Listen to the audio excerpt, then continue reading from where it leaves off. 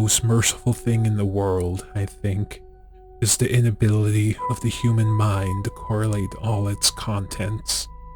We live on a placid island of ignorance in the midst of black seas of infinity, and it was not meant that we should voyage far.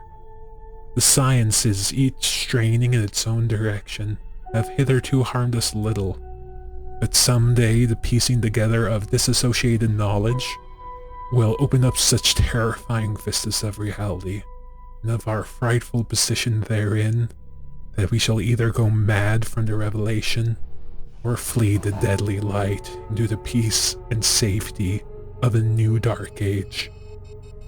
H.P. Lovecraft, The Call of Cthulhu.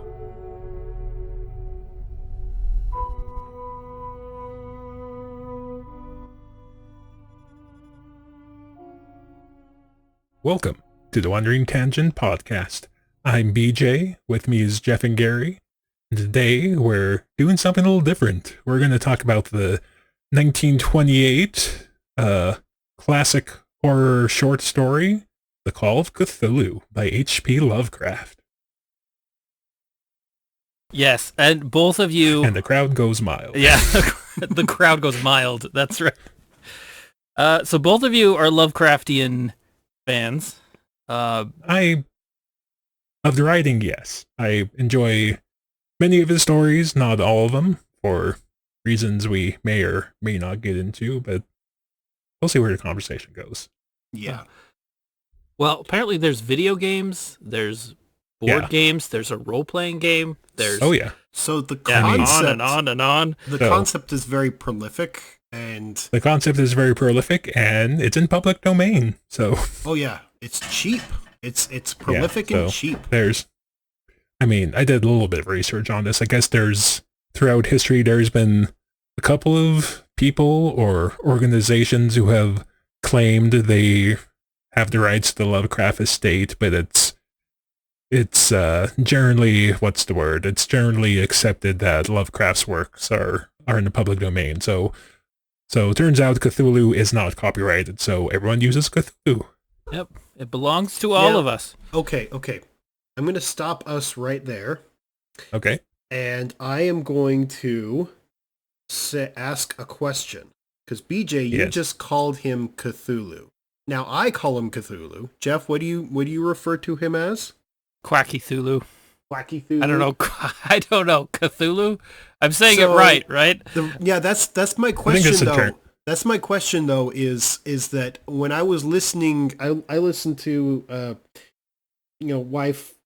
we couldn't find a copy, so we listened to, like, book on tape or whatever, and the person who was reading it referred to him as Thulu. There's no C sound, just TH. So Thulu. I've never heard that. That's weird. I have also heard people refer to him as Cthulhu, as in no H sound, so it's just Cthulhu.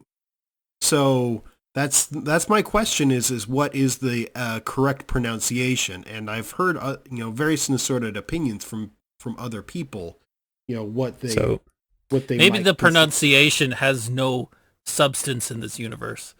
Oh, belongs in a different realm of time and space. Actually, Jeff, you're not too far off, because I actually looked into this a little bit. So I think the way we're saying it, Cthulhu, is the generally most accepted way, but technically speaking, according to Lovecraft's own notes, it is the closest combination of letters that the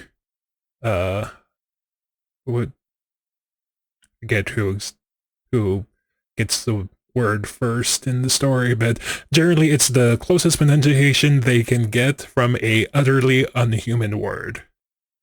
And yeah, that's why, and I was thinking it's a non-English word, so that's why you pronounce it the way you just it's see not the even letters. It's kind of like, it's like calling a dog with the sound a dog makes, like a bow wow. Yeah. Like, that's a bow wow sound. Like, sure it is. That's exactly what it sounds like. Yeah.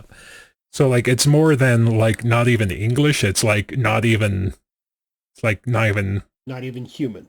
Not even human, not even like a human word. But if we were to read it, we would use the combination of letters in our native language. So if we were speaking English, we would use the English pronunciation of the letters that we are presented, and we wouldn't like pull out various and assorted sounds. So I think I'm afraid the boring answer is, technically speaking, there's probably not a quote unquote correct pronunciation.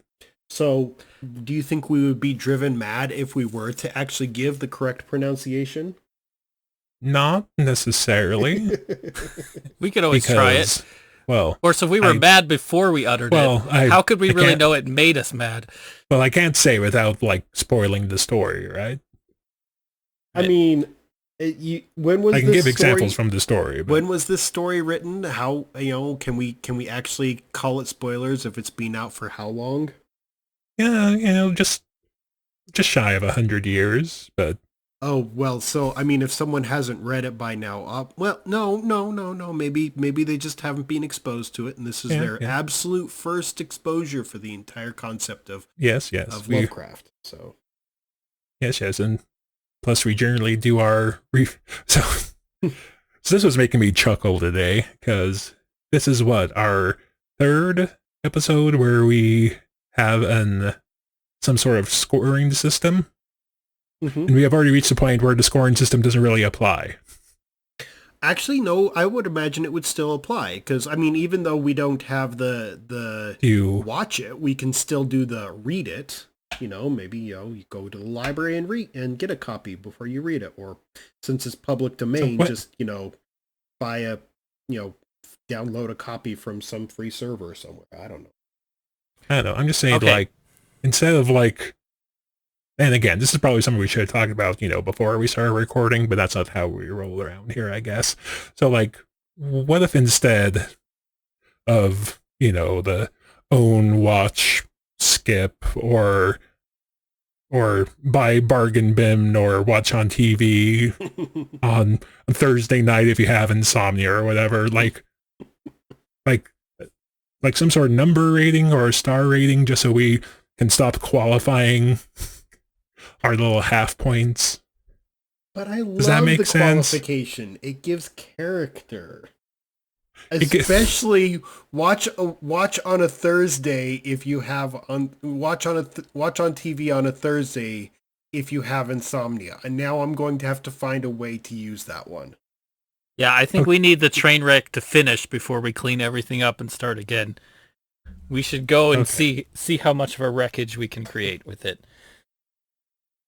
But I will say, for a bunch of treebeards like us, after 8 minutes, we've determined what Cthulhu's name is pronunciated as, and then also... I don't know if we actually, totally decided. We just decided there wasn't a correct way to pronounce it. True. Yep. And all that time we did that, and then somewhat discussion about our rating system, which is somewhat working, but not really. Yeah.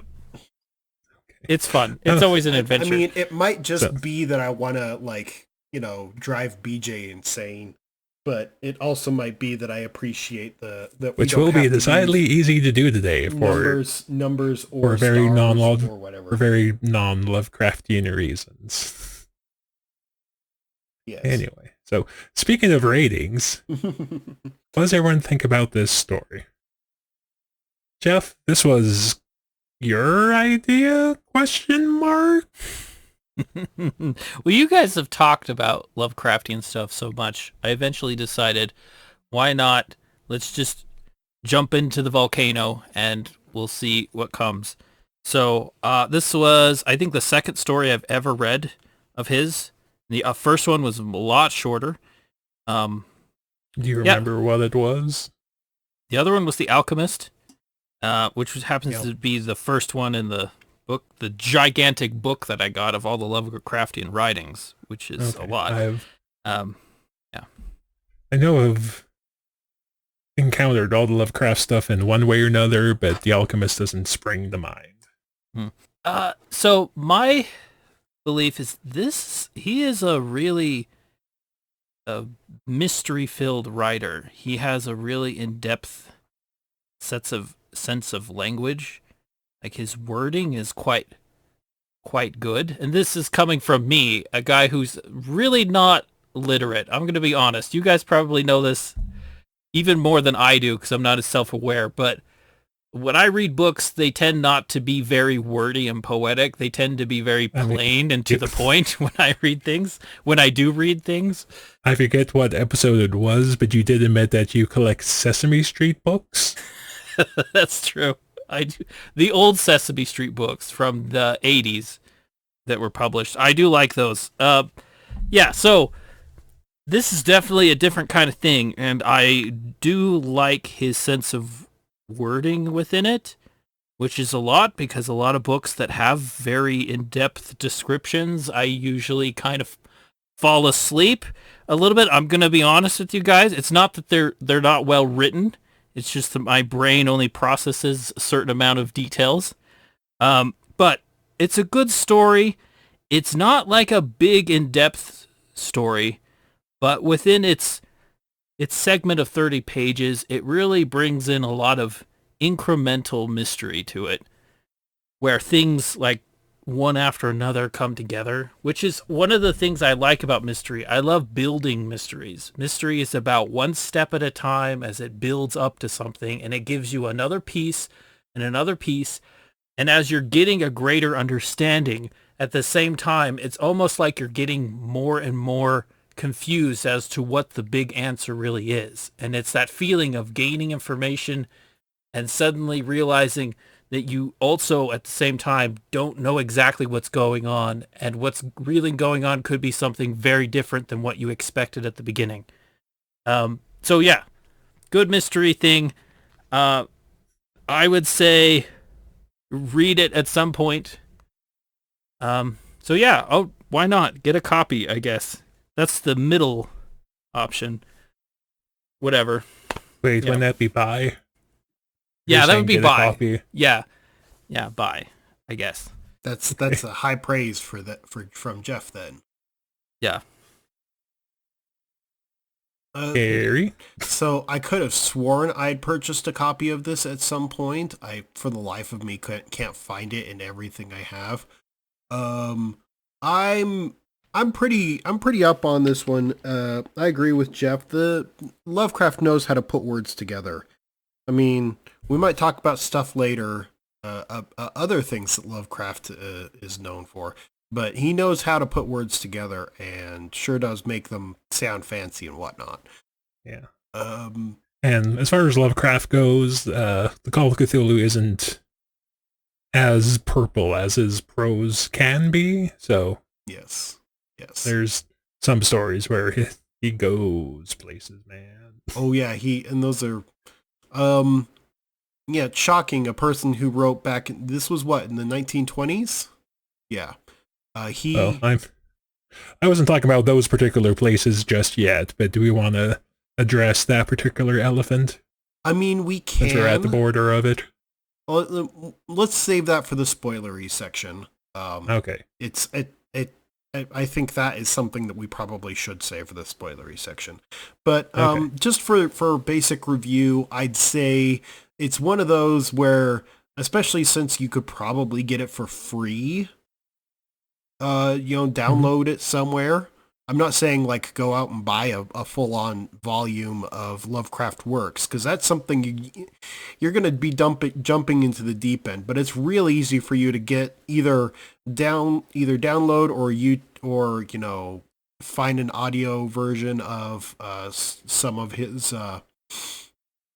his works and listen to it. See if you like it yourself. It's real easy to do.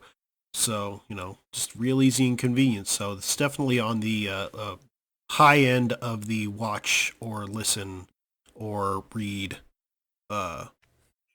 list. But it is horror, so you kind of have to Yeah. you have to like that genre. Not everyone does. I mean, and that is another thing about that, is that this is the grandfather of all horror, right? Yeah. So But this it's is not where like this I mean, it's not where this concept comes from, but he definitely, sets the tone for the atmosphere. Like atmospheric horror, this is where it really comes in as someone who will make you terrified of even the most mundane concepts.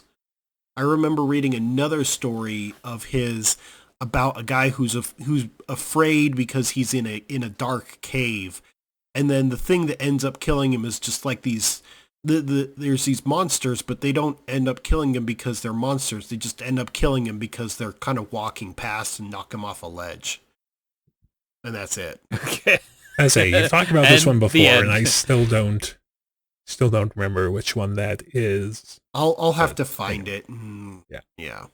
But anyways, so yeah, it's one of those I put it on the high end of watch or listen or get from the library. It's almost as if we had some sort of numerical scale. You could pin down exactly what you were going for. I mean, but these are more esoteric concepts, and people don't enjoy things by numbers. They enjoy things by concept and emotion, BJ. So we people have to enjoy numbers. They want to know if they can read it on a Tuesday night when it's raining. And they happened upon a copy. There's a reason why there's entire channels dedicated to making top 10 lists because people like things to be numbered. Anyway. Yeah, but those numbers are arbitrary. So let's pin down some emotions that a person could, pinned to it, and that way they can be like, "Ooh, this is what I'm feeling, so that's what I'm gonna do." Anyways, that's a debate that we're going to continue to have. But yeah, that's my thoughts on it. So BJ, so just for its sheer impact on modern pop culture, because even if you have never heard the term Lovecraft or Cthulhu or cyclopean geometries or whatever, chances are you have enjoyed some form of entertainment which involved such things. If you've watched anything or read anything that involves elder gods or strange geometries that don't add up mathematically. Sounds like math class in school. Yes. Yeah. I mean, that's very terrifying. Math schools. Well, Jeff, for normal people, angles add up to the same number every time. They don't for all of us, BJ. But anyway, yeah, just for the sheer impact on pop culture, or as Gary said, on modern horror in general, I would say read at the very least. It is a old story, so keep that in mind with some of the terminology. We will discuss that in more detail in the spoiler section, I guess. But yeah, I would say at least read. I do own a large hardcover of this particular story that was illustrated by Francois Barranger. His name is French, so I'm not going to pronounce it right either way. But English, it's Barranger. So in French, Barranger. I don't know. I don't want to be. I'm already being racist. Here we go. Racist in the Lovecraft episode. What a concept. Anyway, so yes, I would say at least read. I do own a copy of Lovecraft of this particular story. Ooh, I just got home from work, so this is going to be lots of fun for me. Anyway, so yeah, I would say at least read. If you go to the library, there's probably going to be many copies of Lovecraft works.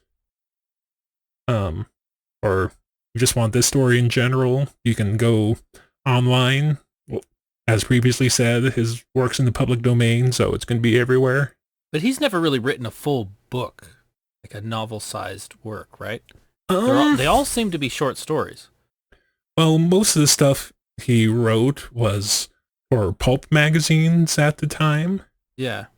He has a couple of things that are closer to maybe more of a novella than a short story. I don't know if he ever actually went novel, but by and large he was writing for pulp magazines like Weird Science and whatnot. I mean, even really, that's how he tried to make his money at the time. But even this one, Call of Cthulhu, is on the very long end for a short story. So he definitely has longer works, like At the Mountains Madnesses was longer. The Case of Charles Dexter Ward is longer. Yeah. The one with the Silver Key, don't know if it actually is longer or it just seems like it. So, should we move into the discussion and the spoilers? Let's begin. Let us begin to now engage in spoilers. We're gonna talk about this spoilers, in-depthly. or I guess the spicy stuff. Call of Cthulhu. So there's this. So Gary, I guess we just get yeah. Let's get the disclaimer out of the way just so we can talk. So Call of Cthulhu was written in the 1920s, and H.P. Lovecraft himself, let's just say he had a particular viewpoint. BJ, you want to elaborate on this? So Lovecraft was a racist son of a gun. Let's just call it duck a duck. I've never heard this until now. Yeah, so Jeff, did you read the story? Well, to be fair to Jeff, most of the problematic language in this one is not stuff you come across very often in modern parlance, it doesn't show up in modern parlance because it's very And on the other hand, he was referring to certain groups, certain demographics in a very disparaging way. So it's kind of a...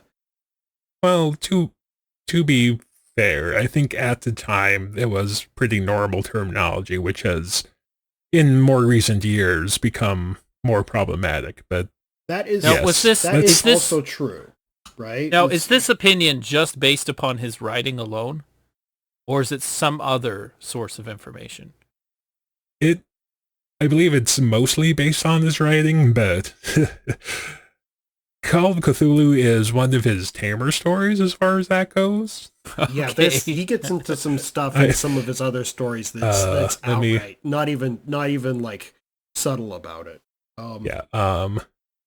If you really want to ride, you can go read the description of, I think it's The Street. That's a humdinger. The name of a cat in The Rats in the Wall is a word that we cannot even pretend to say on this podcast. Yes. But BJ, you're right. Yes. It's very difficult to judge a person now by outside of their time. Yeah. Outside of their time. Yeah. Right? So, if he had lived in a modern times, would he hold those same views is the question. Who knows? And there is some indication that he was starting to become more moderate in those views towards the end of his life. He did die, I believe he was in his 40s. And Lovecraft didn't have a very happy life, shall we say. And people who are unhappy tend to want to spread that unhappiness around. And that is something. Now, also, there is a certain amount of of being able to separate the art from the artist.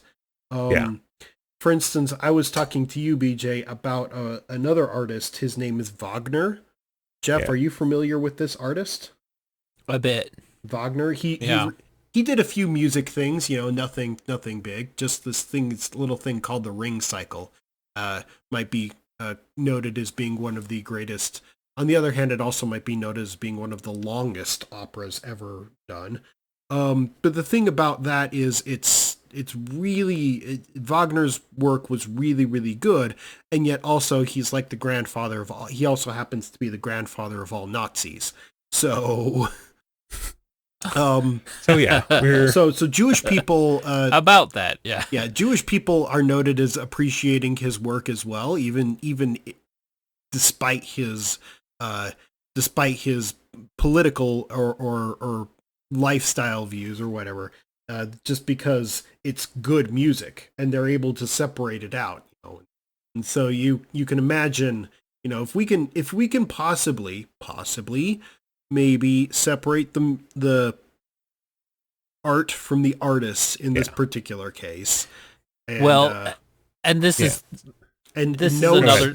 and note that not a dime is going towards even his estate, because you know, because as we said, it's public domain. So if we appreciate his art, no one's going to get anything from it. So, anyways, Well, this is a big, huge subject, but it's complicated because people throughout history always make mistakes. We make mistakes. No Yes. human being on Earth is flawless in every way. And in fact, if we try to somehow make anybody a flawless person in order for us to have any kind of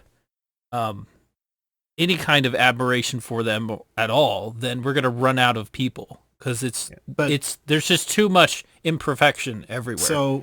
So that's why I asked the question. You know, would he still hold those same views if he lived in modern day? We don't know the answer because obviously we don't have a time machine. But as BJ put it, he was We don't. moderating his viewpoints towards the end of his life. So that means Well, that there's the possibility for, you know, him to be redeemed Yeah, I should in the say eyes of it- society. yeah, I should say it seems like from some sources that he was starting to moderate. I can't say that as a fact, but and also just make it clear, you know, we are not defending his views. We're just trying to put it in context. Yes. We're just trying to understand his piece of work that he But- did. Yeah. So That's all So it is. it's if anything, I would point this out as possibly a warning about a warning that Lovecraft in his original language might be offensive to people. I'm not Yeah. saying change that language. I'm saying No. keep it and just be warned that it might offend you. So yeah, like chances are if you go out and you buy a book of selected Lovecraft works, chances are it's not going to have his more spicy stuff. spicy, I guess it's good.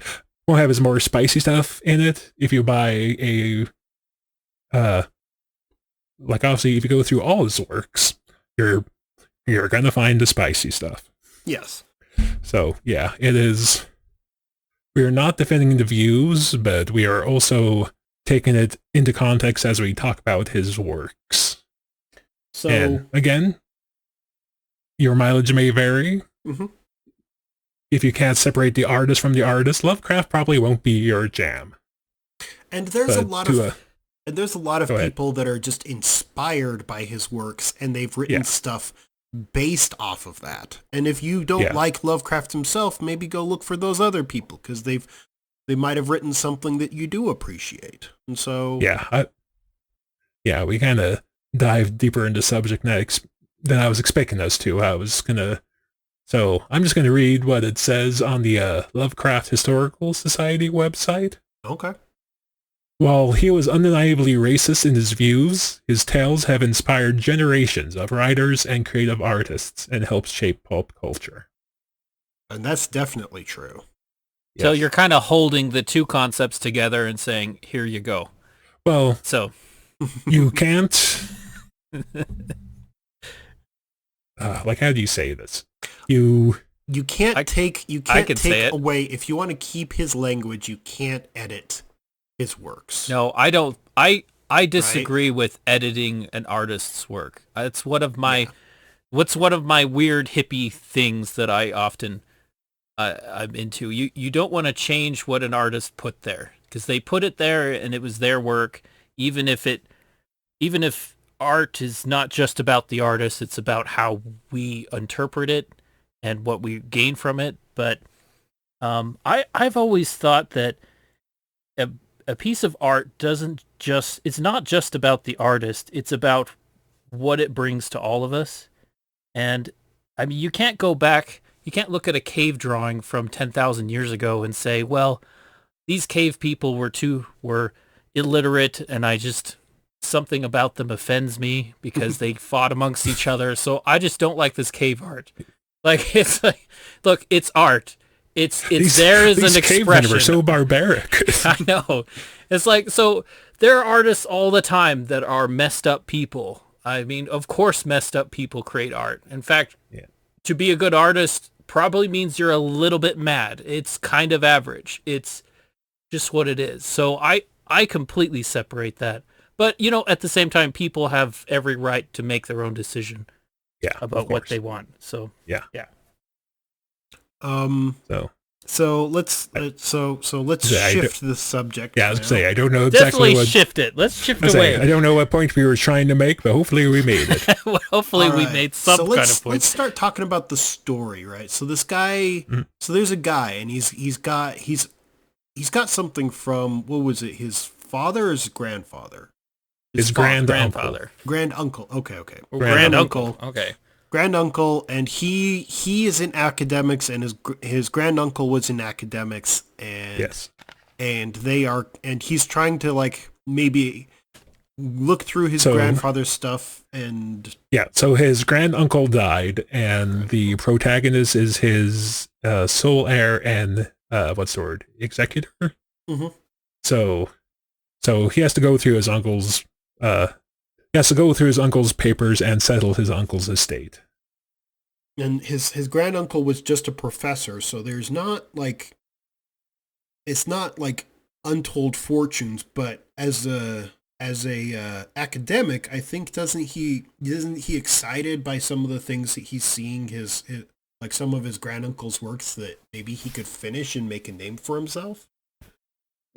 Is that what I was getting from it? During part of the story, yes, that kind of comes up a bit more towards the end.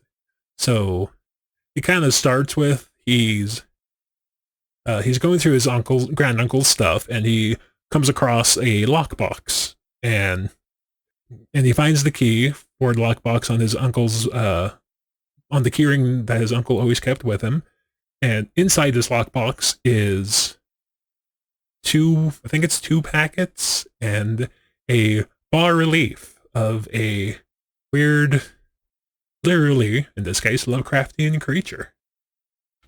A little statue. Now, is bas-relief, is that like it's like a tablet, isn't it? Like a... Yeah. Oh, we're not talking about the statue yet. Okay. Yeah, we're not talking about the statue, but this is, so, so the bas-relief is basically a clay tablet, if I'm not mistaken, that has an artistic depiction of Cthulhu, right? It's Cthulhu? Yeah. So it's got a depiction of Cthulhu, and then it's got some words inscripted below that. Or am I misremembering? No, yes, it does have words on it, because in the packet that goes with this bas-relief, the protagonist, I'm sure he gets named, but I think it gets named like once at the very beginning. But anyway, the protagonist, the executor, if you want to give him a title, I guess, he reads through this work and this tablet. So the granduncle, Professor Engel, is an expert in archaeology, right? I thought it was languages.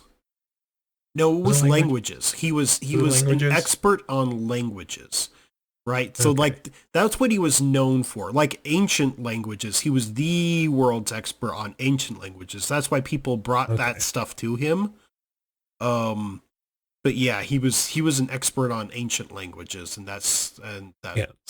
I mean, obviously, you got to know things about archaeology to know things about ancient languages. So there's a little bleed over. His great uncle was somehow fascinated by this particular group of items.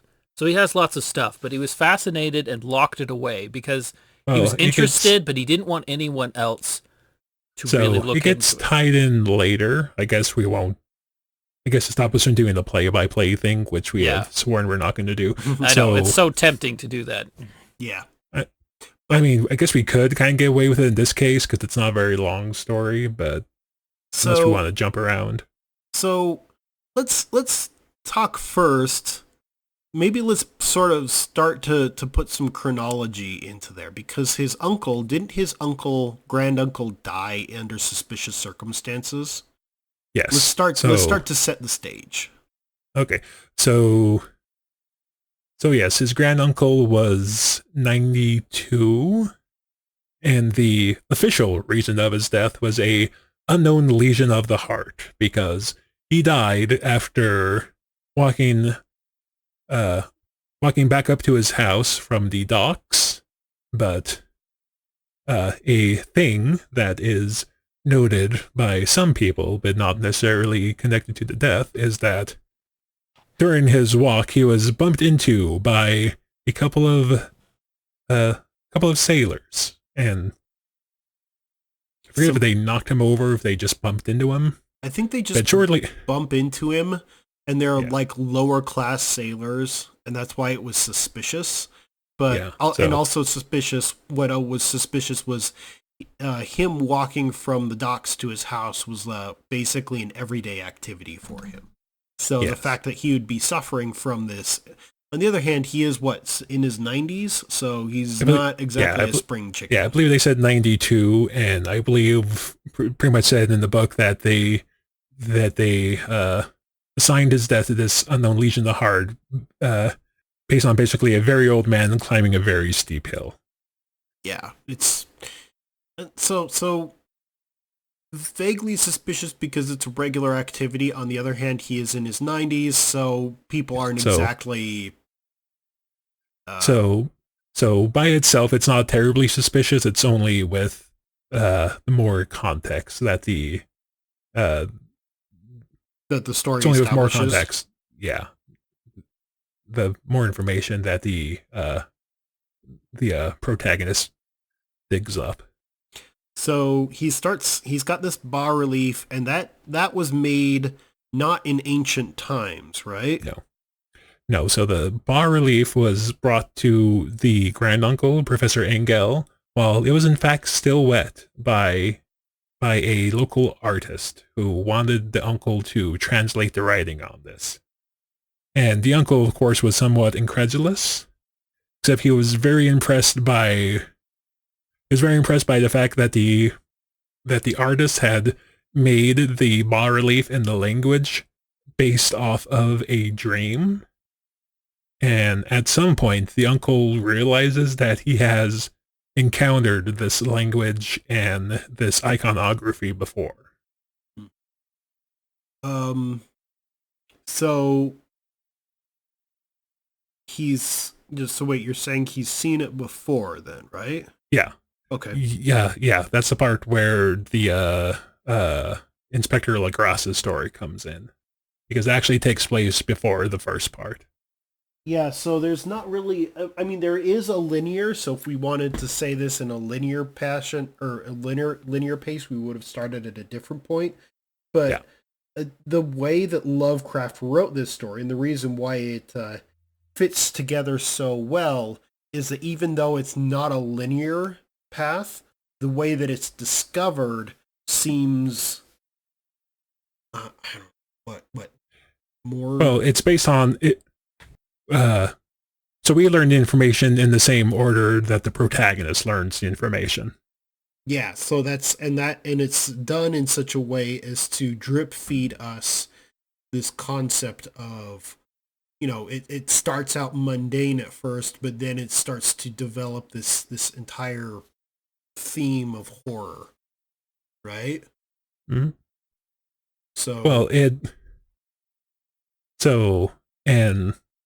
So prior to getting to the part with keep on to say Inspector Lagrasse, but no, he was a police detective. But this encounter with this artist caused Professor Engel to engage what was called or I guess what Lovecraft calls a clipping service.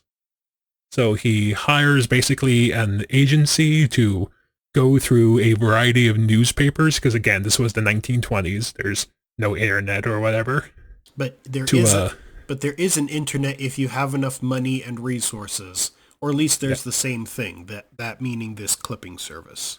Yeah. So he hires this clipping service to look for particular things during a particular set of dates based around when this. So basically, him and this artist talk to each other, and they have sort of a cooperative kind of cooperative And relationship the artist has for some time. Yeah, the artist has a particular period of time in which he acts differently, and that's how the professor is able to note when things are going strangely. And during this time period, the artist keeps having very similar dreams to the one that inspired him to create this bas relief. Jeff, how are you doing? Just fine. I haven't heard you talk in a minute, you guys so just want to make sure you're there. Yeah, no, you guys are geeking out quite professionally, and I am letting it roll. But okay. Yeah, I mean, I have to admit, I had to go through the story a couple of times to pick up on these details, and they're there.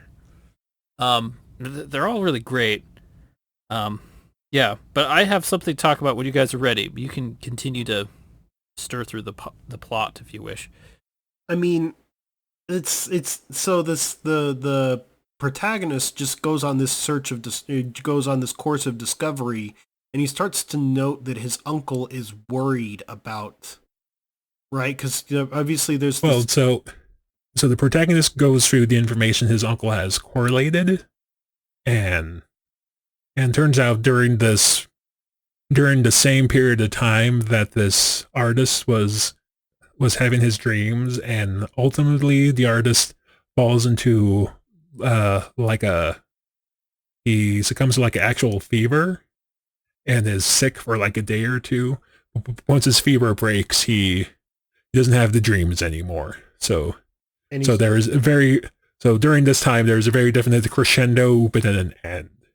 So you have people dying. Some people die in mysterious circumstances. Yeah, and then you have other people who go mad.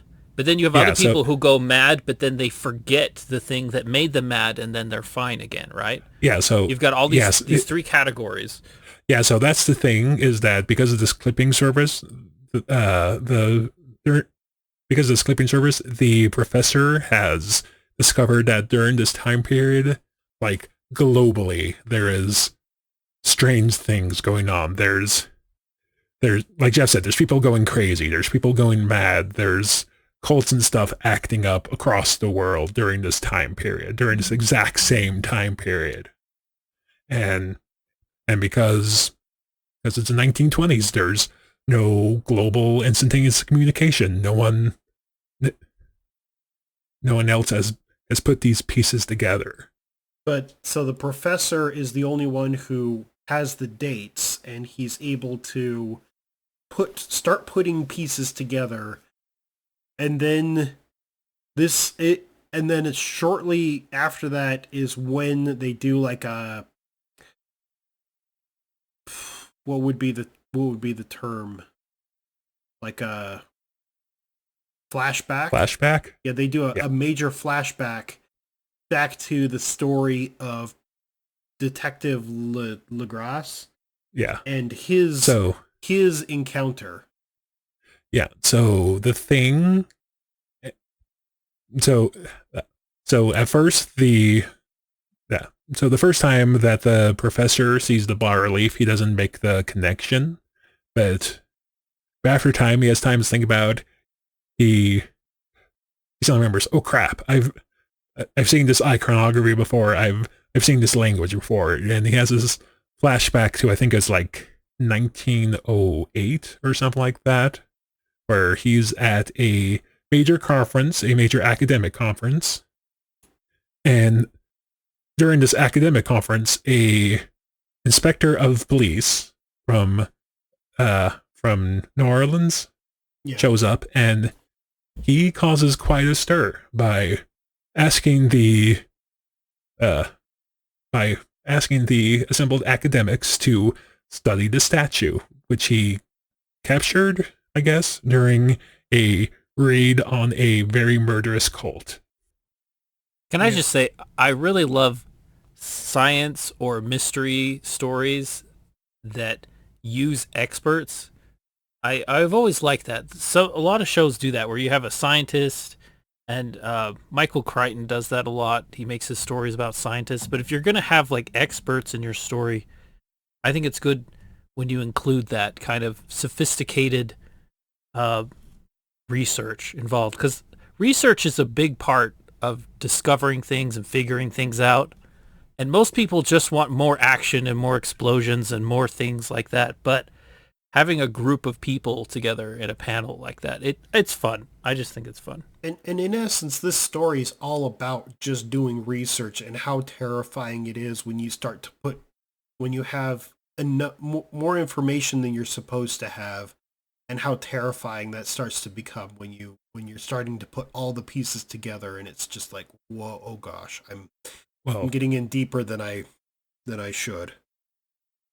Well, like what the open line in the book is the most merciful thing in the world, I think, is the inability of the human mind to correlate all its contents.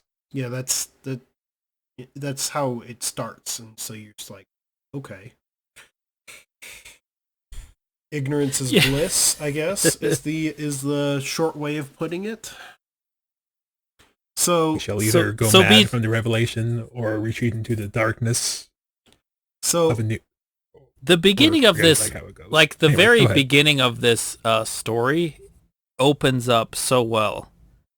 In fact, you've already read that part. I kind of wanted to read the rest, if you guys have a moment. Go ahead. It's like right after you were quoting it, it says, "We live on a placid island of ignorance in the midst of black seas of infinity." And I was like, wow, already. So yes, we're living on Earth, black seas of infinity surrounding us in space. So I was going to bring this up before we started, but then I got off late from work, so I didn't get a chance. So the audience may have already heard this, because I did prepare a little bit of an introduction for this podcast, which was like the first couple of paragraphs of the story. I'll let you guys listen to it after we're done, I guess. Oh, that's good. But yeah, it seems like the very beginning, surprise! He's like, hey, if you really knew everything that you could know before you're ready to know it, it drives you mad. It's the whole idea that if, information, too much information, things you're not prepared for, or may never be prepared for, really, causes you to just lose all of your psychological stability and collapse. Don't ask questions you don't want answers to. It's an opening to the story. It basically is telling the reader that the horrifying thing that he's highlighting is learning about the universe in a way that that there's horrible things that you can't understand that are more powerful than you. You have no power against these things. Like an example I can think of, and I think I talked about this before when we talked about the changeling. Growing up, I had how to phrase it. I was curious about ghost hunting. I never actually did, but like the process intrigued me, and on one of the local radio stations during Halloween, they would have some ghost hunters on, and these guys said something that I thought was amusing at the time, but it's one of those things, like, the more you think about it, the more sense it makes. They encouraged people to not investigate their homes if they knew they could not handle their house being haunted. Because that develops this concept of paranoia, and then because we all know that they are out to get you. Yeah, so basically this group of, I guess the technical term is paranormal investigator. If someone asked them to investigate their home, they would ask them point blank, "Hey, if your house is haunted, are you going to be able to live here?" If the answer was no, then they're going to say, well, then we're not going to investigate your house, because then at the very least, if there's no evidence, then you can deny it, right? Right. So yeah. I don't know if that was a good example, but it's something that sprang to mind. And it's not, so in this one, it doesn't just talk about unknowable horrors. There's enough knowable horrors in this story that are scary enough, right? Because it talks about with Legras, Legras's investigation, it talks about the fact that there are Cthulhu cults, right? Yes. Or there are cults that worship dark entities. And and they are active and actively attempting to defend themselves. So that kind of ties back into the and these cults, they want Cthulhu to be basically brought back, or to escape this ruined city under the ocean. They want Cthulhu to take over the world. Yeah, and it should be noted that it's not just this cult in the bayou of Louisiana. The cult is all over the world, right? The cult's over the place. Like one of the scholars at the conference, he shares a story of, and I believe he mentioned that at this point he's quite an old man, but he had gone to, I forget exactly where he said, but it was a more northern location. Like, he said he was trying to find like some sort of runic inscription or something. Either Iceland or Greenland. Yeah, one of those two. He had gone there and he had found a similar cult that worshipped under the light of the Northern Lights. And they had similar things that they did as the Louisiana cult. And wasn't there so I think, if I remember correctly, there's like a Spaniard who they had as an expert, even though he wasn't a professor, but he was like an expert in these things because he had basically been everywhere and seen everything. The only Spaniard I remember mentioned was one of the police officers that the protagonist goes and he talks to this guy later after the fact, and wasn't there like some sort of Spaniard sailor or something like that? There was some sort of like lower person who had basically been everywhere. Are you talking about Castro? Castro, wasn't it? Maybe I don't think he was a Spaniard. Not to be confused with other Castros. Yeah, no, not. This is long before. To be fair, this name was long before that other Castro. It's just a Spanish name. Yeah. Maybe I was. So Castro was among the cultists. Oh. Yeah. I thought he was part of the team that was, No.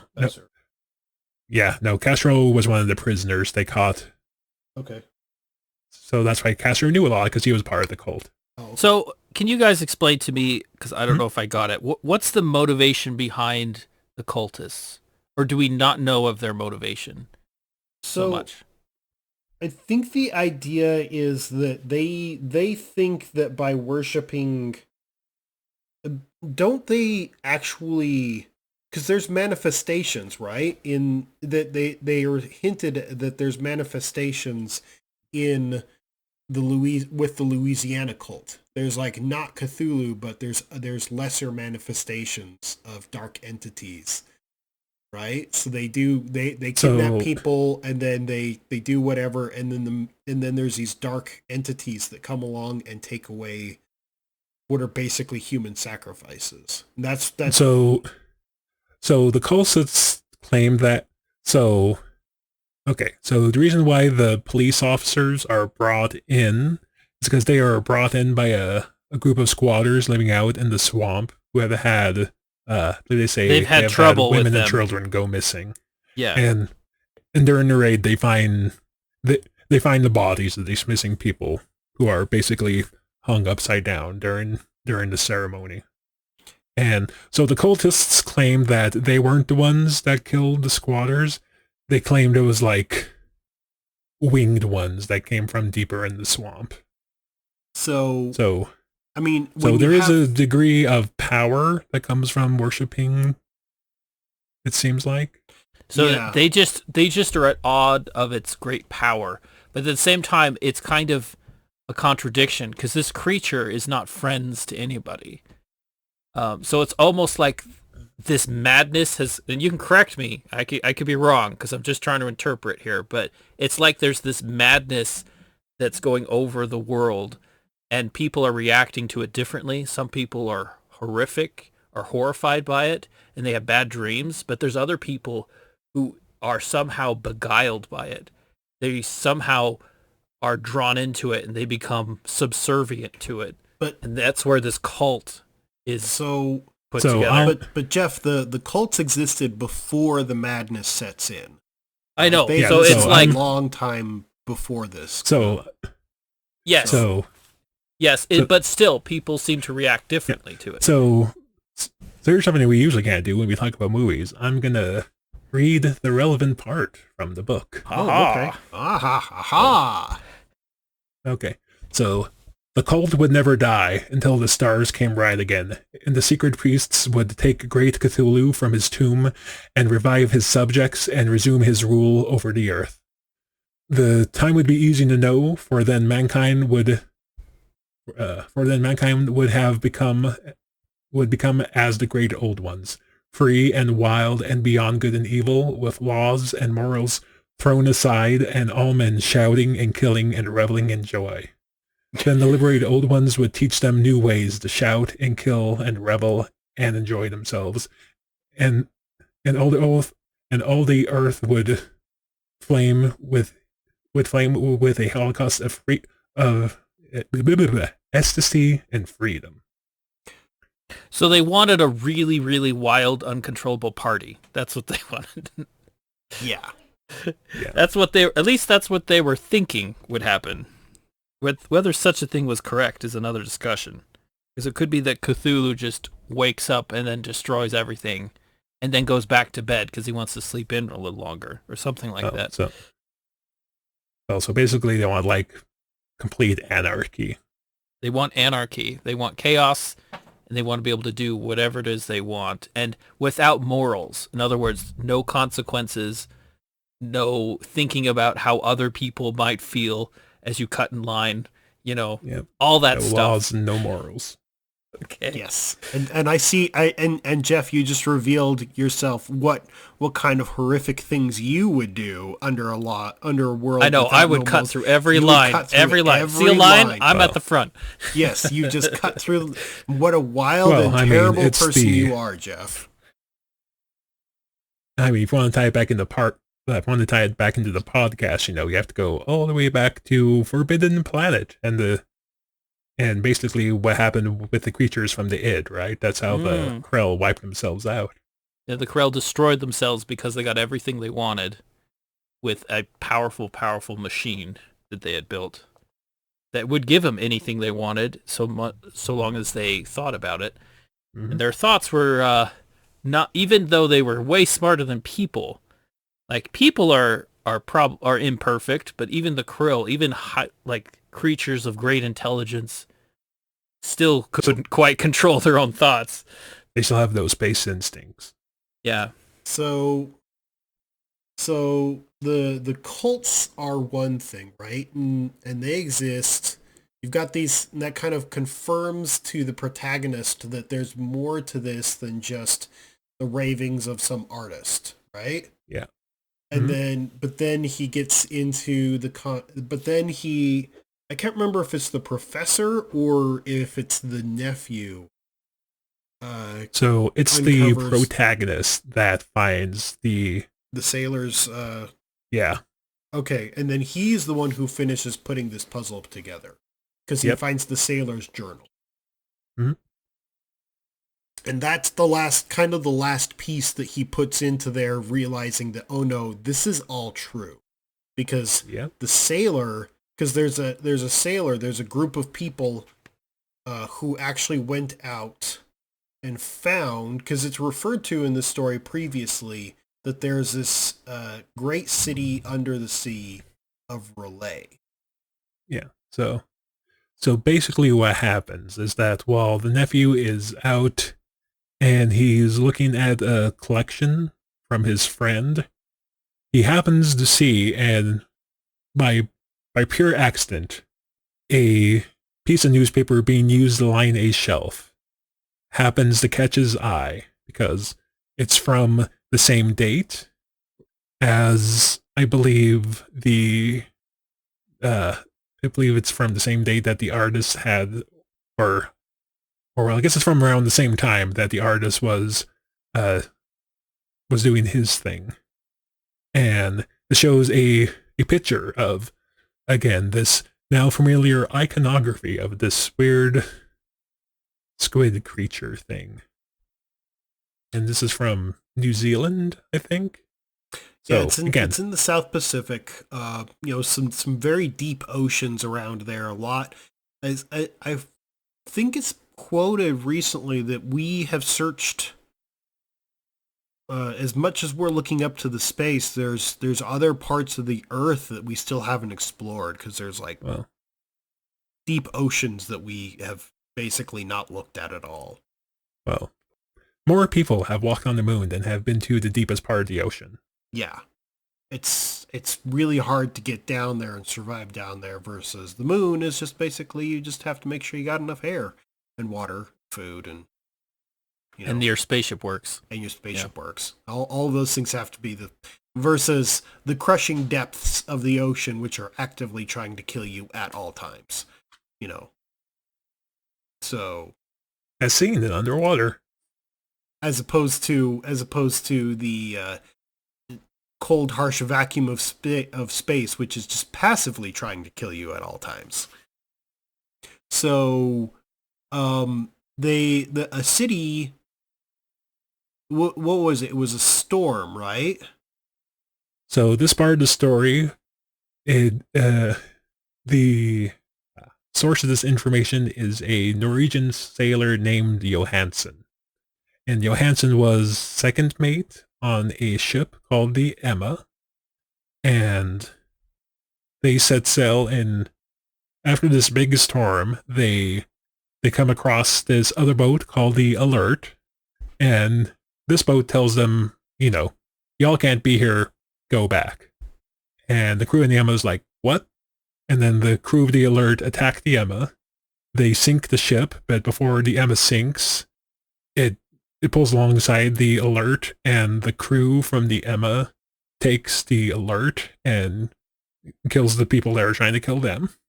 And I was interested by the description of it, because the Emma is just like this regular cargo vessel or something like that, but the Alert is like an old. At least it has some old cannons on it. I think the description was like brass cannons or something.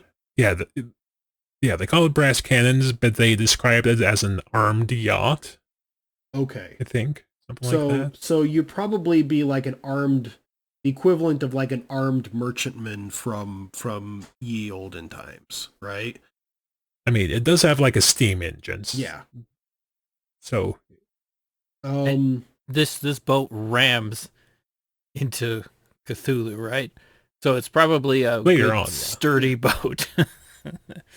Yeah, ramming giant monsters in the sea. Why not? Well, except they don't really describe Cthulhu as being solid. Yeah, he's more of like not. Doesn't the boat split him in half? Well, they describe him as him popping kind of like a bubble, kind of. I would imagine him like in kind of like a jellyfish form at that point. Let me see if I can find it. So, but he even though I understood it is, he does have a form that exists in our world, but that is only part of him. We see a part of him that exists in our universe, but he somehow exists beyond our universe and has more form in that. But of course, being in our universe, we can only see and interact with the part that is within our universe. Right? Right. Well, they don't really dig that deep into the actual physiognomy. I don't know what the correct term is of Cthulhu. They do broad strokes on his characteristics, but they don't really go into his metabolism or bone structure. Yeah, which is smart, because often in in stories and stuff, you actually do not want to define everything down to the last I, and you don't want to dot all the I's, and you don't want to put so much detail in that it's described so much that there's no aura of mystery or room for new discovery or even room to just ponder about what could be and what couldn't be. So I did find the relevant part in the story, and since I'm having trouble talking today, I'm the perfect person to read this. Yes, you are. Okay. Okay. There was a bursting as of an exploding bladder, a slushy nastiness as of a cloven sunfish, and a stench as of 1,000 opened graves, and a sound that the chronicler would not put on paper. For an instant, the ship was befouled by an acritic and blinding green cloud, and then there was only a venomous seething astern, where God in heaven, the scattered plasticity of that nameless sky spawn, was nebulously recombining into its hateful original form. I've seen worse things in my refrigerator that have gone bad. No, what a great description. Isn't he such a great writer? Yeah. Yeah. So he ran Cthulhu over, but Cthulhu can regenerate. We did kind of skip a couple of things there. Well, yeah, but yeah. But we're not going play by play. We're just like. If you had a giant Cthulhu monster chasing your little boat, what else would you do? I guess I'm gonna ram it. That's what the sailor was like. To be fair, I believe we had 8 people with him when they first encountered Cthulhu. And there were only 2 at the time of this, right? Yeah. And 6 died and 1 went mad. Yeah. So, before they encountered Cthulhu, they encountered the Cyclopean city of Relay. Or at least part of it. Yeah, part of it, right? So this is so I warned BJ, and now I'm going to warn Jeff. I went down a rabbit hole. Is this the part where I can sit down and just let you go? Yeah, you can sit down, BJ. This is going to take a minute. Go ahead, Gary. Okay. Jeff. Brace yourselves, everyone. So I went down a rabbit hole, and I still don't know where I'm at on this one. I heard someone reviewing this story years ago, and they went off on H.P. Lovecraft about how he used the term non-Euclidean geometry to describe Relay. And the person was just like, this is stupid because non-Euclidean geometry is a very known term. Now, Jeff, you're not like a super math person, so non-Euclidean geometry, what does it mean to you? I'm the group expert at not being an expert. Yes. Is that what I'm getting? Okay. Well, no, I can ask BJ too, but he's resting right now, and I'm giving him a well-deserved rest because he's had to face horrors not meant to be observed by mankind, in that he was working retail earlier today. So non-Euclidean geometry. So obviously math is math. Mathematicians don't invent math. They just kind of discover it, and they might come up with symbols and stuff that are standardized so that people can talk about math. Okay. So when you say non-Euclidean geometry, obviously geometry is geometry. So but I would say it's almost like a mathematics that was discovered before the Greeks, like perhaps from some ancient people who understood math, but they didn't conform to how the Greeks drew things, symbolized certain mathematical numbers and ratios and stuff. So it's a math that could be understood, but is different from Euclidean geometry. Okay, that's my non-educated answer. So sort of yes, but sort of no at the same time. You're right in that Euclidean geometry comes from the Greeks, because Euclid, the Greek philosopher, mathematician, He's the guy who started establishing a lot of the original concepts of geometry that we know and understand today, right? Basically, if you're looking at a flat surface and it's got lines on it that are able to be defined by math, then it's probably defined by Euclidean geometry and the formulas that were established way back when, right? So non-Euclidean geometry is geometry that doesn't follow that rule set, the rule set established by those people. Now, at the time of Lovecraft's writings, they were starting to get into this concept of non-Euclidean geometry. It was actually like a scientific, a group of scientists. Who was? Like universities? Universities. Einstein was one of them, and he was the one of them who was establishing that Euclid basically was thinking two-dimensionally, but if you start to see things in 3 dimensions, then you can start to say, so for instance, here's a thought concept, right? If I was to say that 2 lines are perpendicular, what does that mean? It means that they have right angles. Yes, they meet each other, and there's a right angle. Okay, that they have. In geometry, if 2 lines are perpendicular, how many times do they meet? Once.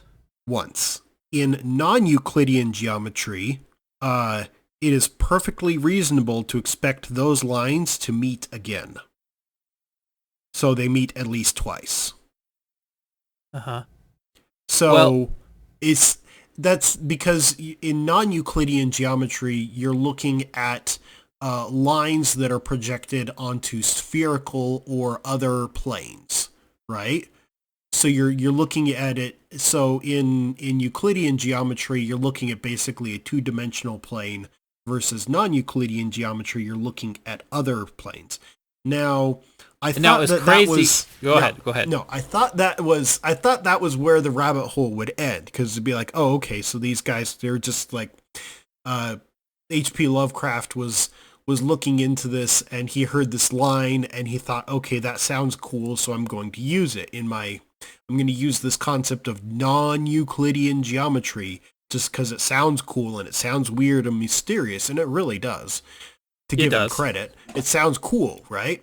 But if you start to peel back the layers, you start to realize that down this rabbit hole more madness lies, because if you start to think about it in the concept of, because it's supposed to be straight lines, right? Perpendicular is dealing with straight lines.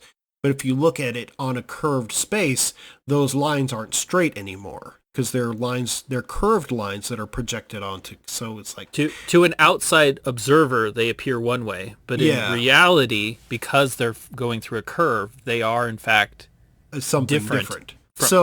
No, I mean, it's like, and it just starts to. I went down this deep rabbit hole trying to understand Euclidean versus non-Euclidean, and starting to understand that at that point, math starts to become more about philosophy and a lot less about formulaic expression. Because so Euclid could probably, if Euclid and Einstein were talking together, they'd probably end up in a punching match. Because Einstein would be saying, yo, if you just project it onto a 3-dimensional space, and then Euclid would say, but those are actually just curved lines. In reality, those are just curved lines in two different 2-dimensional spaces, and so it doesn't actually match, because when you think about lines, it's just regular mathematically described regular lines. So those lines can be, straight or curved. But if you start to project them onto 3-dimensional spaces, isn't it just like, couldn't it actually be defined as a series of 2-dimensional spaces? Yeah, I would love to see that fight. I'd bring popcorn. Yes, that would be a very interesting fight to see an old Greek philosopher and then Einstein just absolutely tearing into each other about what actually all of this means. And it's definitely not something that I'm going to answer. It's just the more I went into it, the more I realized that maybe Lovecraft has a point here in that down this whole madness lies. Because I mean seriously the way he describes it is he's talking about angles, shapes whose angles don't match up, right? So if you look at a shape, all of the angles in that shape add up to 360 degrees. So what he was describing wasn't necessarily non-Euclidean geometry. What he was describing was shapes whose angles don't add up to 360 degrees.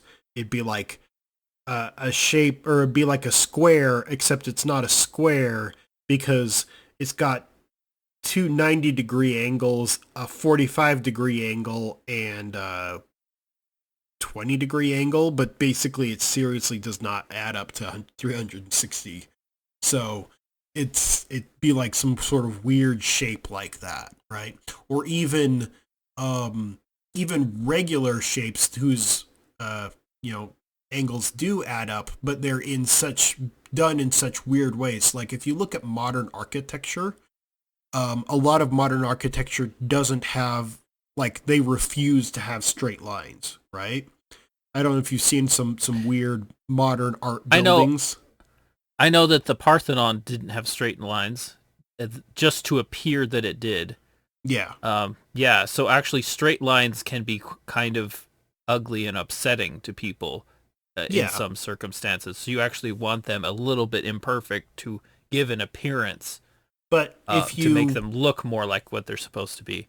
For instance, if you look at some of the lines in, have you been to the airport recently, the Salt Lake Airport, Jeff? No. There's some shapes in there that I would definitely define as non-Euclidean geometry because they're just like weird and out there if you're looking at it. It's just like weird lines that are going all over the place. And you're just like, what am I even looking at? But there's some places where modern architecture just goes in strange ways. I think there's like an art building or a symphony hall somewhere that people are accusing accuse it of like setting fires to the city around it because it's made in like shining metal and it's got all these weird shapes to it that it's possible that it could, if the stars align perfectly, BJ, you can chuckle about that. If the stars align perfectly, or more specifically, if the sun lines up exactly right, then it reflects off of this building in a strange way that will set fire to another building. At least that's what people were worried about initially. I can't remember where this is. I think it's in DC. But anyways, it's like this really weird.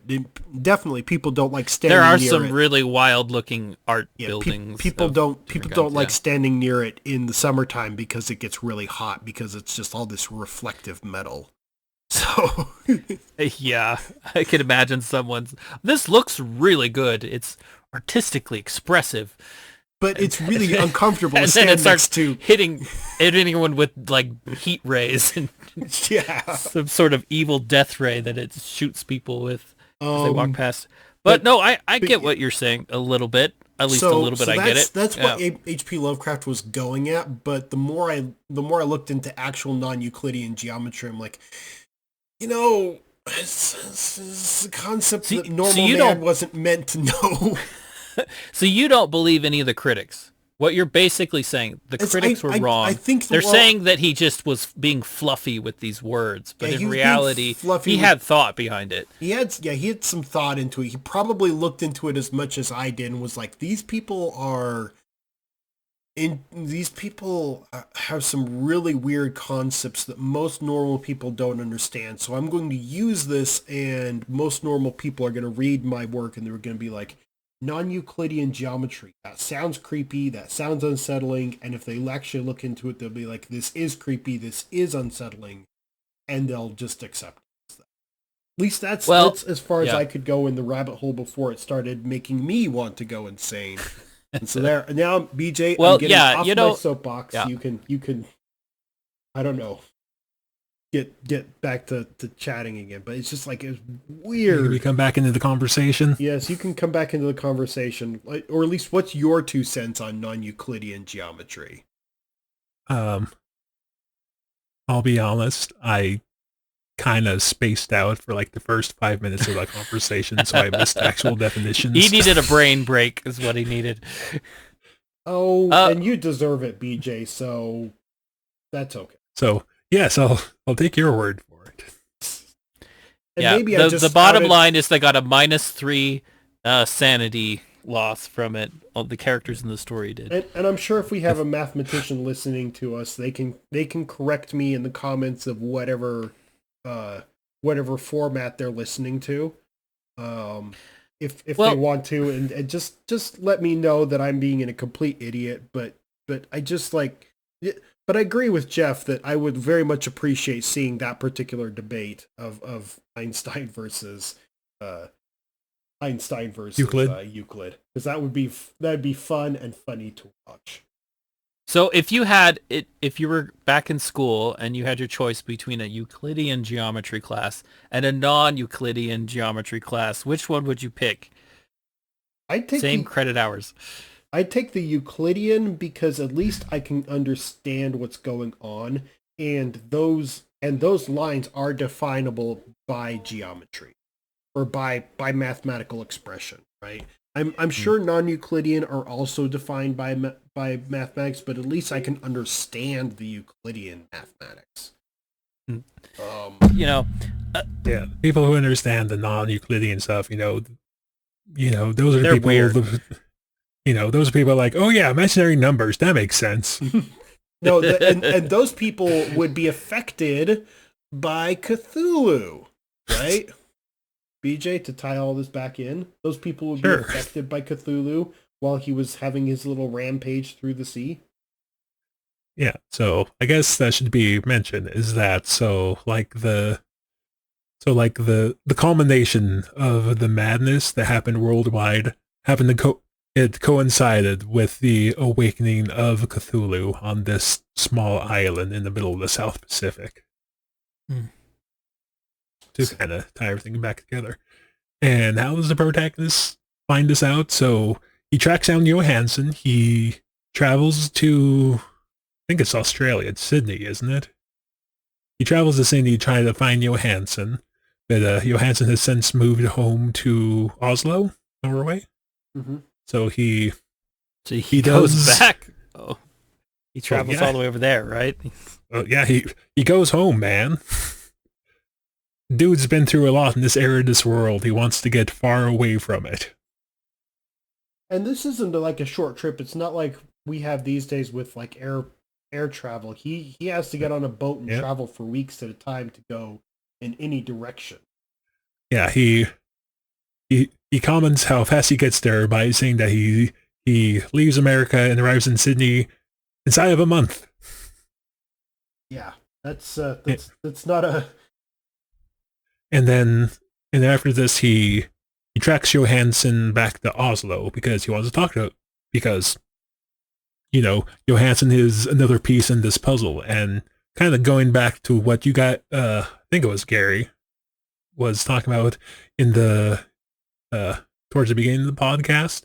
So at this point, the protagonist is kind of thinking that, oh, hey, I'll make my mark in anthropology by being the person that discovers this great big cult and writes a paper about it or whatever, right? Before he kind of fully grasps what's going on. Because he travels to Oslo, where he finds Johansson's wife. Because Johansson has died after a encounter where someone drops a bundle of papers out a window, which hits him, and two lower class sailors happen by and pick him up and he dies of non-conclusive means shortly after this encounter with these low-class sailors. Sounds So kind of familiar, don't it? yes, there's that. I would also like to point out that Johansson was in poor health ever since the Cthulhu incident. For the just to put enough doubt for this to still classify as a conspiracy theory, right? But H.P. Lovecraft does note that Johansson was in very poor health during this period of time. That's why the wife is not like completely, off her rocker about this. Well, the wife also doesn't know what actually happened to Johansson because Yeah. Johansson has written all this down in English rather than Yeah, rather than or their native Norwegian. yeah, I was gonna say, is Norwegian a language or am I just making that up? I honestly Norwegian's don't a know. language. Okay. Yes, Norwegian is an actual language that only is spoken in Norway, and it's distinct from Swedish. Yeah. Okay. Um. So Okay. so he wrote all so the sailor wrote down everything that he knew about the Cyclopean city of Relay with all of its non-Euclidean geometry and also his encounter with Cthulhu, right? Mm-hmm. And how he rammed Cthulhu, but then Cthulhu started to regenerate, but then he just ran away and Cthulhu decided that it was time for nappy time again. Right? Yeah. So they don't really say what happens. They do mention that the island has sunk because the ship that rescues Johansson sails back over the coordinates where the island was. So theoretically, the the immediate threat has passed. That Cthulhu is once more asleep in Relay. By Why he's asleep again? Nobody really knows. yeah. He just goes back to sleep, right? So like, and yeah, more or less yes. Like my general theory is that uh there was supposed to be some sort of ritual to wake up Cthulhu like for real, right? Not just like wake him up for a short minute, Yeah. So grab a snack and go back to bed. yeah. So like while Cthulhu is obviously very powerful, like he does kill 6 men very easily, and he shrugs off getting rammed by a steamboat. You know, like the nearest comparison I can make it to is like he's not at like full power. You know, it's like the best comparison I can make mentally is that it's like a coma patient that just woke up, right? Yeah. He's awake and he can move, but he's very weak comparatively. So he wasn't able to like maintain, I guess, is my theory. But by and large, it is not discussed why he. It's not really discussed why the island sank or anything. Just that it did. Otherwise, you know, things would be bad. But what starts to make the protagonist worried is that he confirms that Cthulhu stirred in his sleep, and that's what was the cause of all of the disturbances worldwide, right? Yeah. And so the reader is left to understand that Cthulhu stirring in his sleep causes mass worldwide panic and chaos, and people didn't even know Cthulhu existed. Just the existence of him stirring in his sleep is enough to cause all of the chaos that ensued, right? And so He woke up long enough to do the equivalent of swat a mosquito, then went back. yeah, Then went back to then sleep. went back to bed, and that caused worldwide panic and disruption. So the description by the cultists where they said that they were going to get, a world of chaos and anarchy probably isn't very far off the mark if Cthulhu were to full on wake up, right? Mm-hmm. So, because as it stood, he only affected people of how was it described? It was like artists and psychics and So So like artists and theologists. Yeah. So I guess like philosophers. Yeah, people People of a more sensitive nature. versus people who were analytical in their mindset were not as affected, right? Hmm? They were people who had mindsets of math and numbers and engineering. They were not affected as much, or people who were of a practical nature. People who would, so people. You know what? So basically, engineers and people who work for a living were not affected, but artists and philosophers were. All... There is a.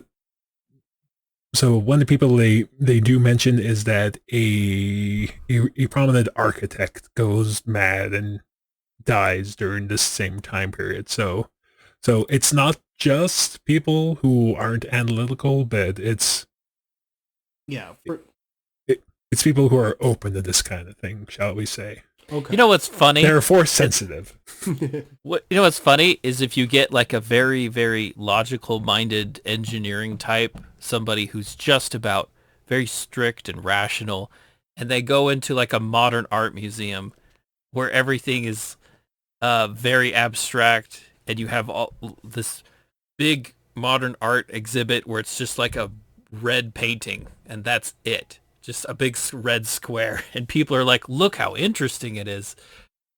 I think that's funny because you have people who think very, very differently, and when you put them together like that, they don't understand each other. And yeah, definitely. Because I do know, now if we were to get into the entire discussion, I really don't want to get into the discussion about modern art because I'd probably get in trouble because I'm because you're more of the engineering type, Gary. You're a little more of that. That's why I've heard too many times where modern artists are just people who are playing pranks on the people who are quote unquote the modern art appreciators, and they say I just put random splats of paint on canvas, and then all these people talk about deeper meaning, and I just basically. Yeah. Well, in that case, to head things off, may I may I approach the soapbox? Yes, you may approach the soapbox, and I will sit down. Okay. Well, don't sit down too much, because I kind of want your opinion on some of this. So, way back when not way back, a few months ago when we talked about underwater, we, at the time, you guys are like, oh, and, it's Cthulhu. And I'm like, oh, it's not really Lovecraftian. So now that we've read some Lovecraft and kind of have a context, I'm going to go off on how, like, pretty much everything gets labeled as Lovecraftian. Okay. Yeah, go ahead. Okay. Because now that we've had this discussion, would you guys describe the large monster in Underwater as being a Lovecraftian monster? So I think there's probably a hair of inspiration in it. There's definitely more than a touch of inspiration in it. Giant squid-like monster under the water. It has arms and legs. Coming from a secret. It does. It does look like Cthulhu, but I wouldn't necessarily define it as Lovecraftian. Now, because it seems like in this case, a Lovecraftian creature is something which is mentally dangerous, maybe even spiritually dangerous, as much as it is deadly. I will cede that. Yeah, that is true. BJ. Yeah, there is. In Underwater, the creature had worldly power, but it did not have otherworldly power. Yeah, right?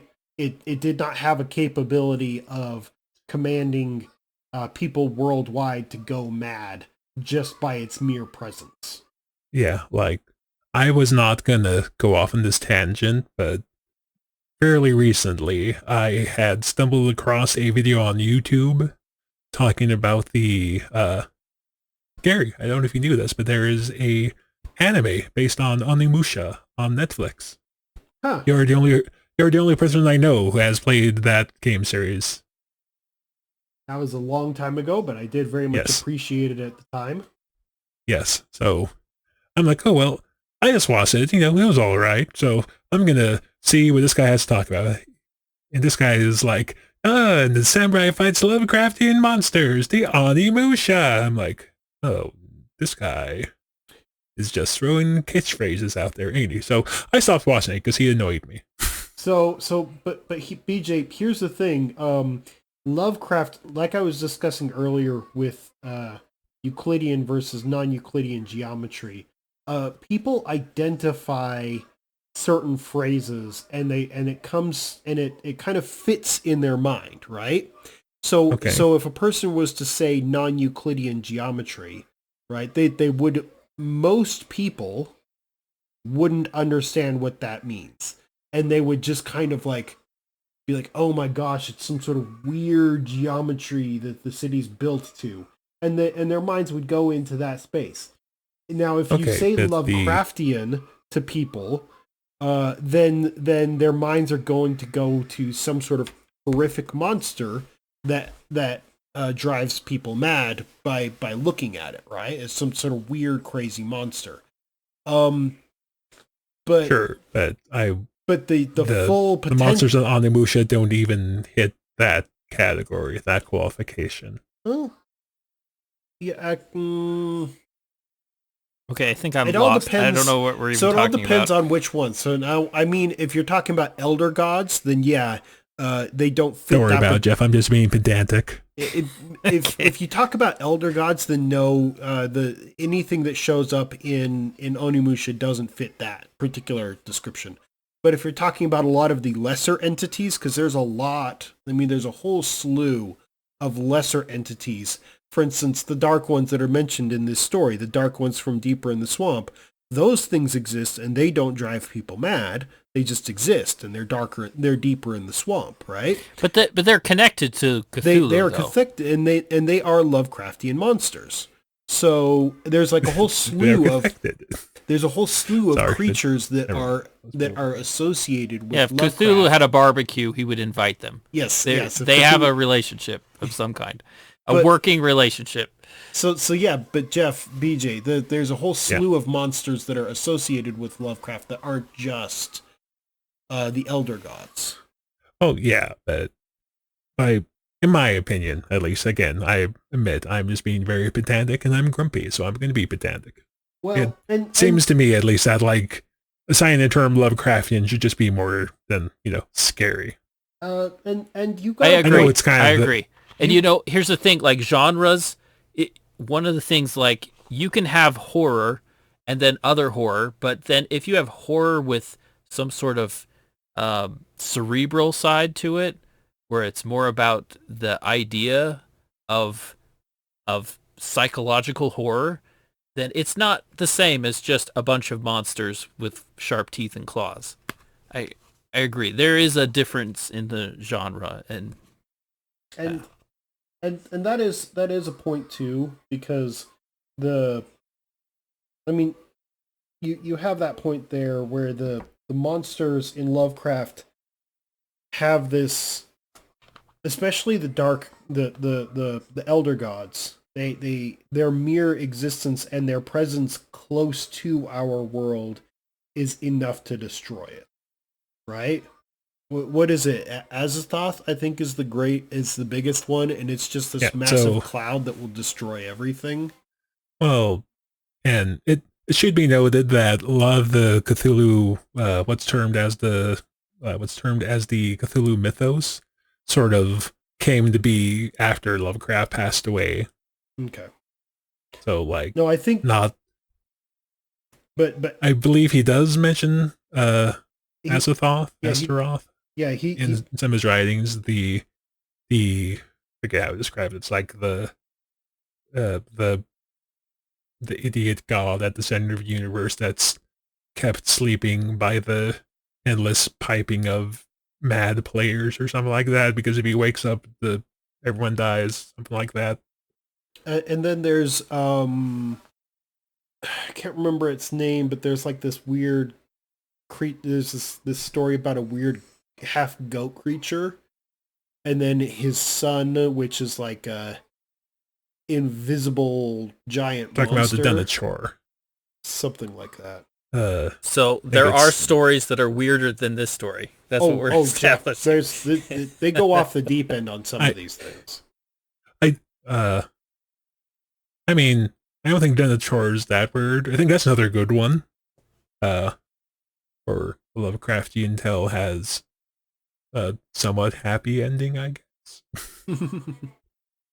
Well, happy ending in that they managed to destroy the monster and only some of the people go insane and commit suicide. Okay, I guess we're gonna spoil Denachor now too.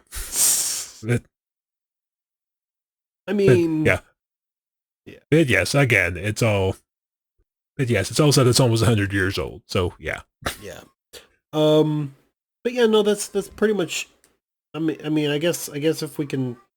But the thing at the end, which is also equally terrifying to this person, is that even though he understands that Cthulhu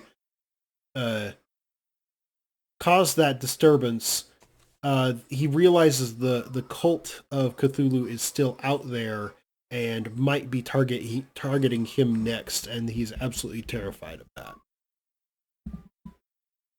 At least that's the impression I got of what was creeping out the narrator right at the end. Yeah, to quote the end of the story, or close to the end of the story. But I do not think my life will be long. As my uncle went, as poor Johansson went, so shall I go. I know too much, and the cult still lives. And that, but I don't know, because the protagonist was a younger man, right? Yeah. Now, Legrasse, did it say that Legrasse was ever targeted by this cult? No, Legrasse is still alive because the protagonist actually goes down and talks to Legrasse. So Legrasse, and again, Legrasse is also is not actively trying to. Yeah, Legrasse had his case, and he doesn't want to dig deeper into it. Yeah, Legrasse only went as deep as he needed to do his work. He's not actively trying to find more information, expose the cult, I guess. So, I don't know. That's where we get into the concept of paranoia and how paranoia can mess with you, because as you put it, with the people looking for haunted houses and whatnot, I think this guy was now worried about his house and he couldn't live in it anymore. At least that's my impression of the paranoia. Well, go ahead, BJ. Oh, no, you go ahead. Well, I said first. Well, so people have dreams sometimes, and maybe anyone can vouch for this, but you have dreams where there's some sort of difficulty that you can't escape from. Maybe you're running from something and you can never run away fast enough. It's always right behind you. Or some sort of inescapable difficulty. I think it's a phenomenon of living a life and experiencing the world. The idea that there's something there and doing something about it is impossible, yet you still have to keep going anyway. And I think that idea is in this story. It's inescapable, it's unstoppable, yet you've got to do whatever it is that you're going to do, and hopefully something will become of it. And in the end, in his closing lines, he says, there is no solution, but it's the unstoppable horror of all these cultists, this beast of this creature, which is undefinable by our sense of understanding of things, and its intelligence is far beyond what we have. Its power is far beyond. We're like ants, and this is a giant anteater of some kind. It's just enormously greater than us. What could we really do? But it's just, you take a look at the beast and the evil against you, and it's just a snapshot of your own limitations. And it doesn't really give you an answer. It's just danger and horror that's unstoppable. It's almost related to like Godzilla movies in a sense. It's like an unstoppable force that's just there. Well, except in this case, Godzilla doesn't make the world go mad by waking up. No, he becomes a good guy sometimes. Yeah, that's true. It depends. But yeah, I mean, Cthulhu like, even like Godzilla minus one, like the worst like the worst thing Godzilla can do to you is kill you, right? Mm-hmm. This is somehow more like it can destroy your mind or something. Who knows? Yeah. It's kind of like. Anyway, what were you going to say, BJ? Go ahead. I forget. Yay. Well, I think we should start to wrap things up. We are getting close to the 2-hour mark, so we should probably... You guys had energy for this one. This is definitely a story that you guys have read, you've thought about, love. It's classic this literature, kind of side. And I don't think it was intended to be classic literature at the time, but, Lovecraft has a way with just stringing words together, so... He probably just wrote it for a magazine. He probably never thought that people would be still talking about it, still reading it, and that it would be as popular as it is. Yeah, from what I read, Lovecraft, he wasn't super hot on this story, but a lot of people, I guess in his writing circle, I guess you would call nowadays, they thought it was really good, and again, Lovecraft was not successful in his own lifetime. That's why there's not really an estate that can lay claim to his works, because no one really thought of it that much until probably many years later after his death. Yeah, I think so I think, I forget when they said, I think it was starting in like the 70s or whatnot, that his work started to get popular again. A lot of artists, it's like that. Like Shakespeare was popular, but he wasn't a superstar. A lot of people don't know much about his popularity, but he never would have expected so many people to be obsessed with his work. Same thing with a lot of other people, too. A lot of authors from the 1800s. And I don't know. I don't think we think about just how many people will probably live in the future. I mean, the Earth's population might grow bigger, and maybe they'll figure out a way to sustain themselves and live, and who knows? I mean, you create something, who knows where it might eventually end up. Well, now except for our podcast, it's just going to be forgotten. But yeah, like immediately. Yeah. No. I mean, now that I think about it, I guess it makes a certain amount of sense that Lovecraft stuff doesn't really catch on until decades later, because you think about the later 40s and the 50s, and it's a more hopeful time. It definitely seems like the cynicism of later decades falls more in line with Lovecraft stories. There's not a lot of hope in most of Lovecraft's tales. Yeah, which is true of a lot of horror. Sentiment. Horror doesn't always give you a good ending. And if it is a good ending, it's usually just giving you a peaceful moment before the last scene where it shows, oh, wait, but then the creature is coming out of the building again, and it's going to wander around, and it's still loose somewhere in the world or something like that. You're next. You're next. Watch the skies. Yeah, something. Okay. So, anyway. Yeah. Yes, we will. Yes, we will start winding up. Gentlemen, any final thoughts? I have to admit I do have a final thought, but... Go ahead. All right. That is, like, when Gary was going on and on about... it was a really good segment on non-Euclidean geometry and all that, and I'm sure you guys don't want to hear more. I just wanted to say... I'm not going to rehash any of that. The audio. I'm not going to rehash it because that was pretty heavy stuff, but I just want to say how wild it is that we live in a universe where time and space are relative. I think I spent many years of my days being like, I guess so, because you hear about it, but it kind of like whatever that means. But when you really stop and think about it, it's quite a miraculous thing that time and space could be something that could change.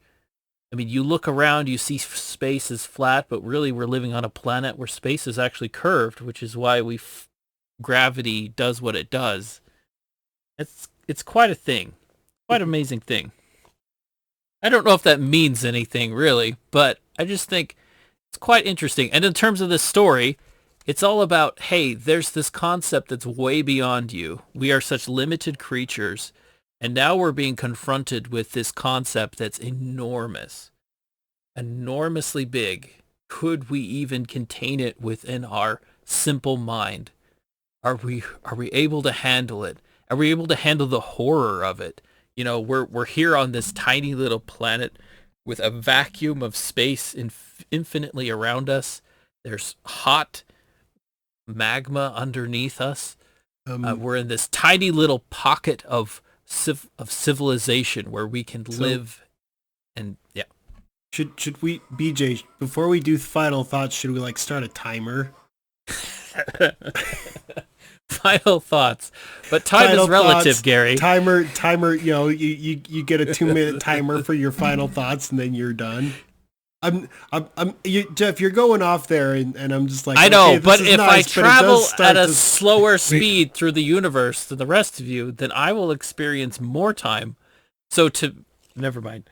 We are operating off the High Council rules when we talk about when we talk about final thoughts. In conclusion. Okay. Yes. In conclusion, it's a good book. Any other in conclusions? I don't really. That was my final thought, is that maybe we should have a timer for our final thoughts. My final thought is there should be no more final thoughts. A cat jumped up on my lap and it's purring right now, so I've kind of like have lost the entire thread of this conversation. So that's all I can think about. Kitty. My final thought is that maybe our rating system should be a little less non-Euclidean, but anyway.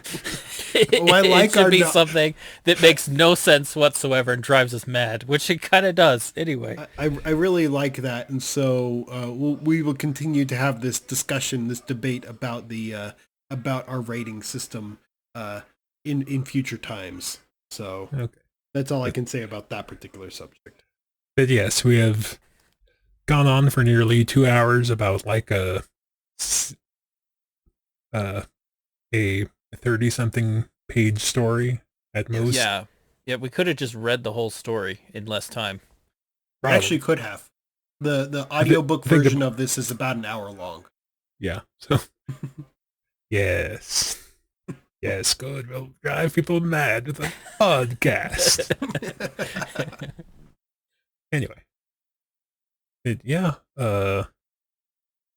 what we're talking about next time. I'm over here pulling a Jeff. I'm sure it'll be good. I think I'm going to do the small thing, because I think it's my choice, and I do believe it is yet another divergence from our original, but it's closer to our original than what we are currently doing now. That's the only hint I'm going to give. Oh, I was going to say, do you want to say what it is, or even a surprise? It's a surprise. It's a mystery we have to build up to and learn clue by clue. Yeah, we'll talk about it after the podcast, but yeah, it's a surprise for the listeners. Okay, I mean, it'd be really funny if it was a surprise for us, because then we wouldn't be able to listen to it beforehand, or read it, or watch it, or whatever. Yeah. Okay. Anyway, so everybody done? Everybody's done. We're ready to sink back beneath the waves until the stars are right, or till the next Tuesday that we release a podcast. BJ, there is one thing. Do you have available to you the words of the cultists? You were saying that we're going to sink back beneath the waves, but we never discussed the words of the cultists. I would just like a reading of that particular phrase. You know, Cthulhu Fathagan, or Cthulhu something in relay. Like he lays sleeping Cthulhu in for- relay. Do you want the translation, or do you want the So if or we do you want the full get jumble of letters? so if we get the full jumble of letters followed by translation, I think we can end it there after that. At least that'll satisfy me. Okay. But it should take like 5 seconds just to read it out. Well, if that's easy. Well, I mean, if it's gonna be that easy for you, I'm gonna copy and paste it in Discord, and you can read it. Okay, I will read it. Copy paste it. Okay. Fenuthing with Cthulhu relay Wanata Fathagan, which roughly translates in, isn't it like the Great One Cthulhu in relay lies sleeping or dreaming? I can never get that correct. I can't fire right, but that's the gist. Yes. Okay. Yeah, it's been a while since I took a cultist class and understood their language. Been a while. It's a hard But yeah, translation. it really does look like what happened was it was H.P. Lovecraft either had a cat or a dog or some other kind of pet that fell asleep And he like stepped on his typewriter. keyboard. Yeah, fell asleep on his typewriter, and then he came back. He was like, "Dang it! Oh wait, that we can use this." Anyway, happy Fatagening, everybody. Not kidding. Fathagan. BJ's gonna go Fathagan now, aren't you? I'm gonna go something. I tell you what. Anyway, so, I guess that's it. Yep. Congratulations to anyone who made it this far. You passed his sanity check, or maybe failed his sanity check, and this is the and this was the punishment. Who knows? Anyway, I'm BJ. With me was Jeff and Gary, and we will Fatagen you next time. Or yes, I'm not gonna try to say man. Bye.